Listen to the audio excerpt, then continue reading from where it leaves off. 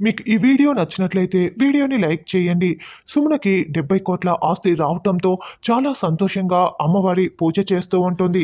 అయితే తిలోత్తమ, వల్లభ ఇద్దరూ కూడా ఆ ఆస్తి పేపర్ ఎలాగైనా సరే పనికి రాకుండా చేయాలని ఆ పూజలో కుట్ర పన్నుతారు.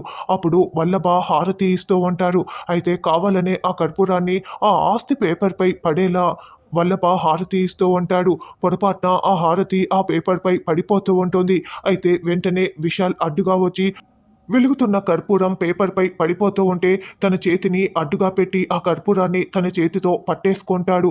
హమ్మయ్య! బావగారు నన్ను కాపాడారు బావగారు. లేకపోతే ఇప్పుడు ఆ కర్పూరం హారతి పేపర్‌పై పడిపోయి ఆ ఆస్తి పేపర్ కాలిపోతే ఇంకేమైనా ఉందా? ఒక్కసారి ఆ పేపర్‌ని పోగొట్టుకుంటే అత్తయ్య మళ్ళీ నాకు ఆస్తి రాసివ్వనని చెప్పింది కదా!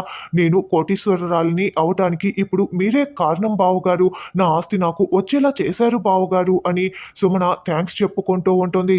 నీకు 70,00,00,000 ఆస్తి రాలేదు సుమన. ఆ పేపర్ అలాగే ఉన్నా నీకు ఆస్తి రాదు సుమన అని స్వామీజీ చెప్తారు. అదేంటి స్వామి అత్తయ్య నాకు రాసిచ్చేశారు కదా! ఎందుకు రాదు అని సుమన టెన్షన్ పడుతూ అడుగుతూ ఉంటుంది.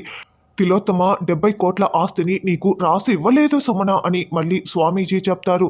దాంతో నయని షాకింగ్‌గా చూస్తూ ఉంటుంది. స్వామీజీ మాటల్లోని అంతరార్థం ఏంటి అని ఆలోచిస్తూ ఉంటుంది.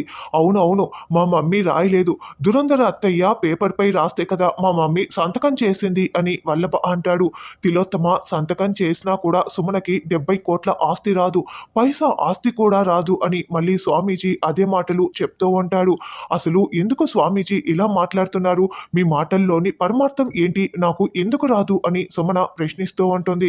మరి ఆ పేపరు నాశనం కాకున్నా కూడా ఇప్పుడు సుమనకి ఆస్తి ఎందుకు రాదన్నది రానున్న ఎపిసోడ్‌లో తెలుసుకుందాం.